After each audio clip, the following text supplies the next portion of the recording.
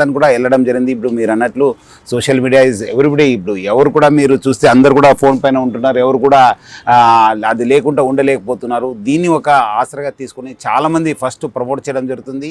అది కాకుండా ఈ కొంతమంది సోషల్ మీడియా ఇన్ఫ్లుయెన్సర్స్ వాళ్ళకున్న ఒక ఫాలోయింగ్ సిస్టమ్ని చూసి వాళ్ళందరూ కూడా ఈ ఫాలోవర్స్ని నింపడానికి వాళ్ళు కూడా ఈ ఒక బెట్టింగ్ యాప్స్ని బాగా ప్రమోట్ చేయడం జరుగుతుంది. సో ప్రజలందరూ కూడా ఈ ఒక బెట్టింగ్ యాప్స్ జోలికి పోవద్దు, వాళ్ళు ఏదో ప్రమోట్ చేస్తున్నారని చెప్పి వాళ్ళు ఏదో చెప్తున్నారని చెప్పి మీరు వాళ్ళ జోలికి పోతే మీరే నష్టపోతారు. అదేవిధంగా నేను కూడా సోషల్ మీడియా ఇన్ఫ్లుయెన్సర్స్ కూడా నేను కోరడం జరుగుతుంది, మీరు అందరూ కూడా ఎవరు కూడా అన్ఎథికల్ బిజినెస్ కానీ ఇల్లీగల్ బిజినెస్ను ప్రమోట్ చేయొద్దు. మీరు డబ్బులు సంపాదించాలంటే చాలా అవకాశాలు ఉన్నావు, చాలా చేయవచ్చు. మీరు దీని ఆసరగా తీసుకొని మీరు చేయవద్దని చెప్పి నేను మరీ కోరుతున్నాను. సార్, బెట్టింగ్ యాప్స్ ఇన్ఫ్లుయెన్సర్ చాలామంది ఏం చేస్తున్నారంటే కొంత డబ్బులు తీసుకొచ్చి వెదజల్లి దాన్ని యాక్షన్ చేసి స్కిట్లు చేసి డబ్బులు ఫ్రీగా వస్తున్నాయి, మీరు కూడా చేయండి అని చెప్తున్నారు. దాన్ని ఎట్లా చూడాలి? అంటే there is no substitute for hard work. కష్టపడితేనే పైన వస్తాను, కానీ మనం ఏదో వాళ్ళు డబ్బులు విసిరించారు, లేదంటే మనము అక్కడ పోయి ఒక కెమెరా కొనుక్కున్నాను, లేదంటే ఏదో బైక్ కాల్ చేయడము, ఇదంతా అంటే వాళ్ళంతా చేసే ఒక గిమిక్స్. అది అంతే,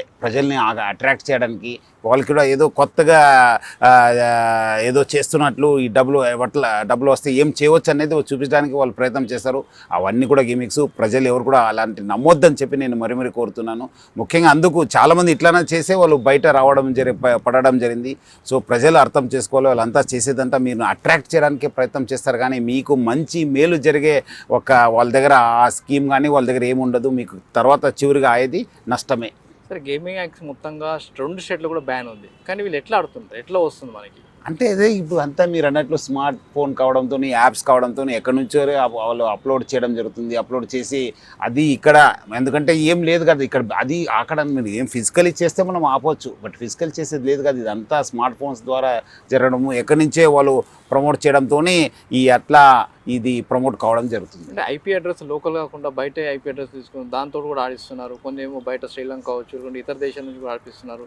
ఎట్లా అనుకోవాలి? అదే బయట నుంచి కూడా చేస్తున్నారు. బేసిక్లీ బయట కంట్రీ నుంచి చూస్తున్నారు కదా, చాలా బయట కంట్రీ నుంచే మా దగ్గర ఇక్కడ స్కామ్ నడపడం జరుగుతుంది. సో డెఫినెట్లీ ఇదంతా ఇంకా డీటెయిల్ ఇన్వెస్టిగేషన్ చేసి ఇప్పుడు ఆల్రెడీ ఈ మూమెంట్ అయింది కదా, చాలా చోట్ల కూడా ఇప్పుడు కేసెస్ బుక్ కావడం జరుగుతుంది. వైజాగ్లో కూడా కేసు బుక్ కావడం జరిగింది. అదేవిధంగా మనకు సూర్యాపేటలో కూడా కేసు బుక్ కావడం జరిగింది. సో అక్కడ వాళ్ళు ఆఫీసర్స్ లోతుగా ఇన్వెస్టిగేట్ చేసి ఎక్కడి నుంచి అప్లోడ్ అవుతున్నావు, ఏం చేస్తున్నారు, ఎంత డబ్బులు వాళ్ళు సంపాదించారనే డీటెయిల్ ఇన్వెస్టిగేషన్ చేస్తే మొత్తం ఓవరాల్ ఒక పిక్చర్ రావడం జరుగుతుంది. చాలా మంది దీంట్లో పడిపోయి లాస్ అయిపోయి చనిపోతున్నారు. నిజంగా వాళ్ళ